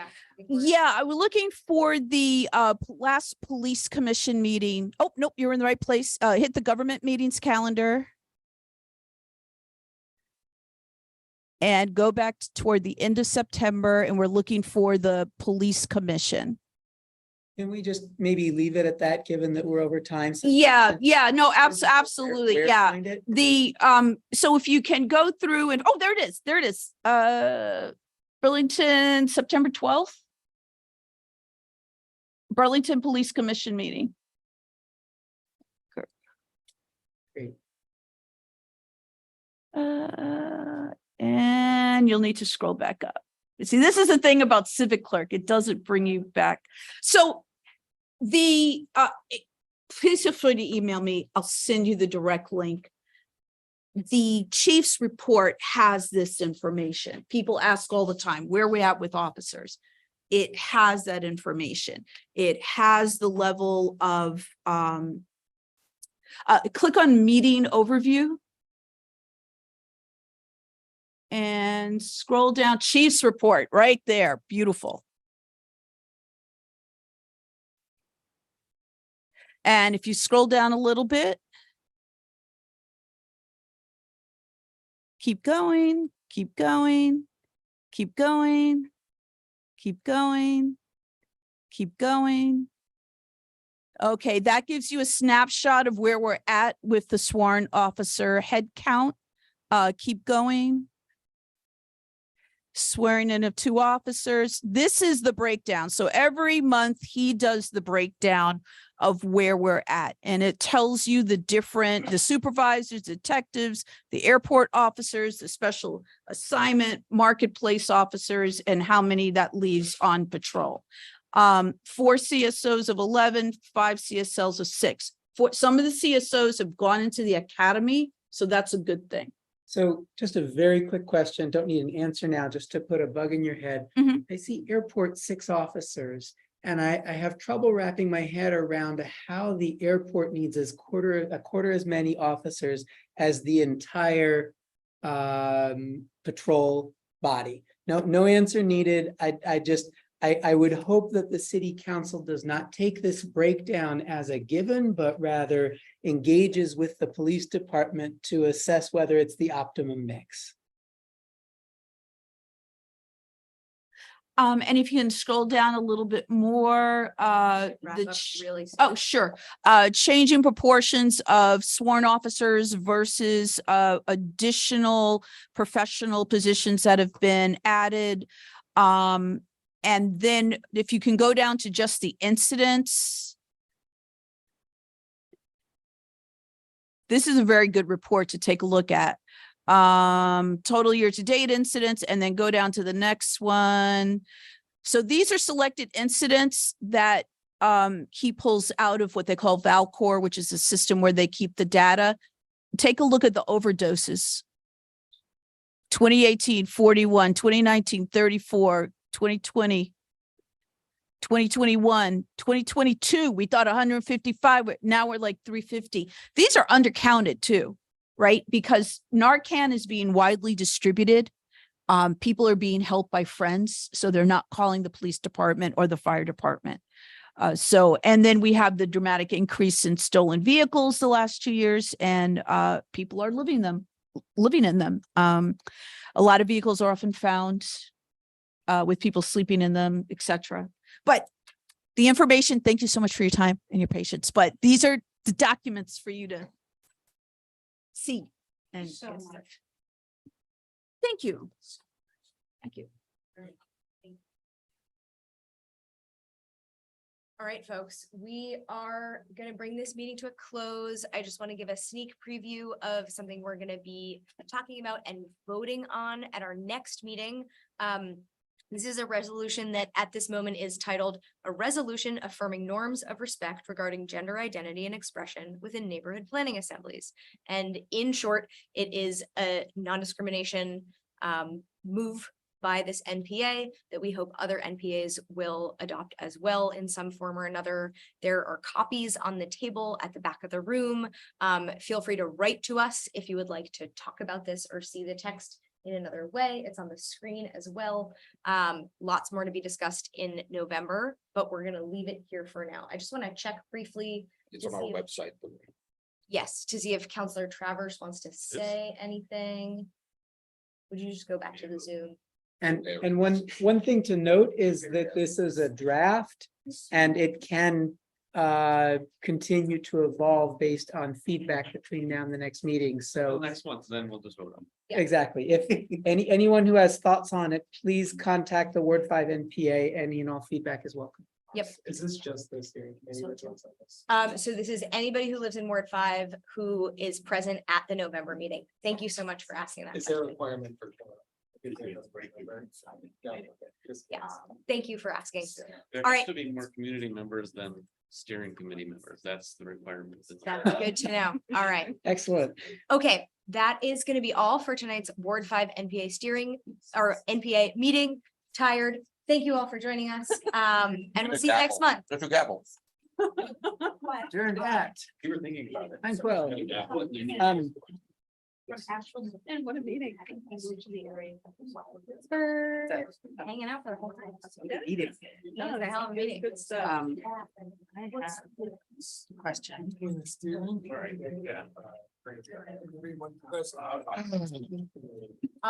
That's great.